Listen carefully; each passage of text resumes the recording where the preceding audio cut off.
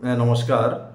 2024 সালের 5ই আগস্ট সরকার পরিবর্তনের পর অন্তর্বর্তীকালীন সরকার দায়িত্ব গ্রহণ করে 8ই আগস্ট 2024।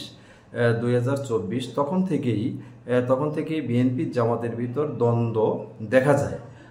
যখন থেকে অন্তর্বর্তীকালীন সরকার দায়িত্ব গ্রহণ করছে সেদিন থেকেই বিএনপি এবং জামাতের ভিতর দ্বন্দ্ব শুরু হয়। এবং এই দ্বন্দ্ব কেন শুরু হলো, কে জন্য শুরু হলো?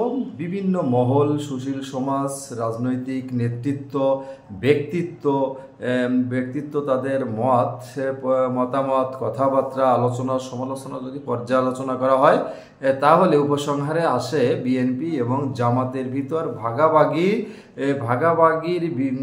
ভাগাভাগির দ্বন্দ্ব, অর্থাৎ ভাগাভাগি নিয়ে তাদের ভিতর দ্বন্দ্ব শুরু হয়। বিএনপি এবং জামাত ইসলামে একই জোটবদ্ধ হয়ে নির্বাচন করেছে, দীর্ঘদিন আন্দোলন সংগ্রাম করেছে রাজপথে থেকে।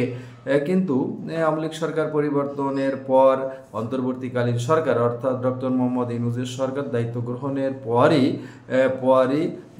বর্তমান জামাত এবং বিএনপির সম্পর্ক ভালো না।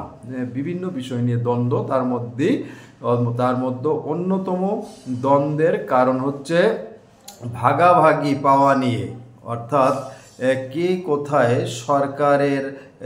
সরকার পরিচালনার দায়িত্বে বসবে, কাদের লোক বসবে। বিএনপি প্রস্তাব দেয় তাদের লোক বসানোর জন্য সরকারকে, আবার জামাত ইসলাম প্রস্তাব দেয় তাদের লোক বসানোর জন্য সরকারকে। কোথাও জামাতের লোক বসেছে, কোথাও বিএনপির লোক বসেছে।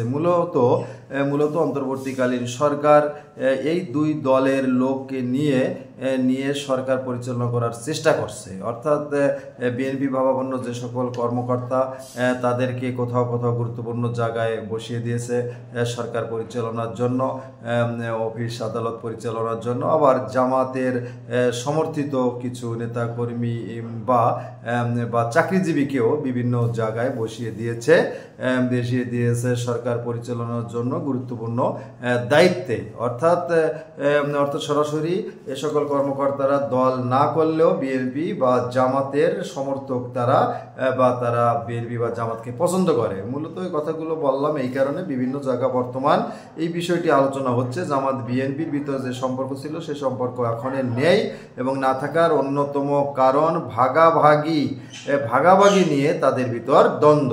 আপনার মতামত কমেন্ট বক্সে উল্লেখ করবেন। আজকে পর্যন্তই, সকলে ভালো থাকবেন, আবার কথা হবে। নমস্কার।